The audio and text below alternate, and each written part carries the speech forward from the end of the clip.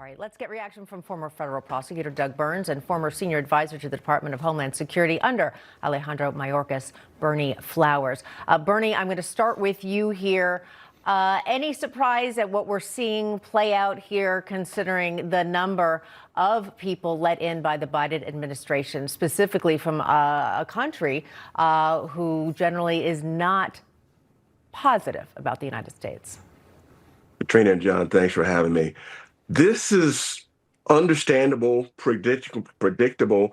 We have national security professionals, highly educated people that have been vetted, and trained for decades to stop these sorts of things from happening. But yet the Biden administration went ahead with Operation Allies Welcome. And I was on staff at DHS when this happened. So I feel very, very somewhat responsible. I wasn't in charge, but the issue of the day is most of these people coming here weren't vetted, and we told the American people that they were, and we did so.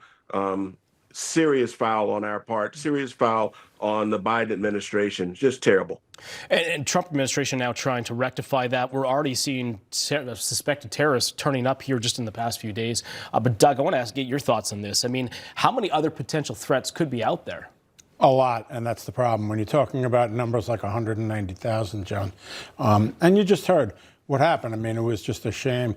To be fair, you never want to paint with too broad a brush, that everybody's terrible, that comes into the United States of America. That's not fair, but at the same time, you make the key point, just basic statistics and mathematics. If you have 190,000, then obviously even a small percentage are, have criminal situations, ideological situations. You're really looking for trouble, and you just heard a clear explanation of, unfortunately, what happened from a political standpoint. Colonel Flowers, I just have to ask you, you said, when you were working in the DHS under Mayorkas, you said, there were errors, and you saw, obviously, what was happening, and obviously you are not a fan of what was able to happen. What was it like sitting there, working there, being a senior advisor to the DHS, seeing all of these things happening that you did not agree with? Right. It was very frustrating. As I told you before, it was so frustrating between that and the jab. I just decided to resign. I was counting the days to be able to resign. But it's like two different administrations, literally, between Biden and Trump.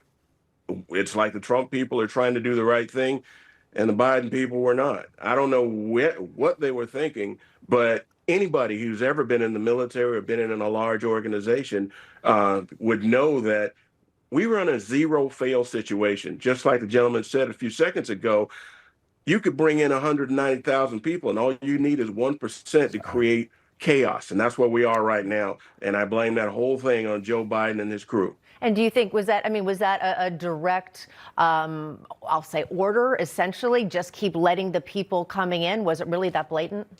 It was that blatant. Wow. And remember, while we were doing this, we were under COVID rules. So the majority of our federal government, 80% of DHS, was working from home. So we couldn't possibly have vetted these people the way that we told the American people. To me, this is almost like a plan. I don't want to come off as some, worrywart here, but the issue of the day is that the people that were needed to do this vetting were at home hiding from COVID. And the Biden administration should have been aware of that. And it's just a shame. Now we got to clean this up, and we got to do it fast. Yeah, it was definitely broken. We can see that. And we appreciate your candor, as always. Colonel Flowers, Doug Burns, thank you.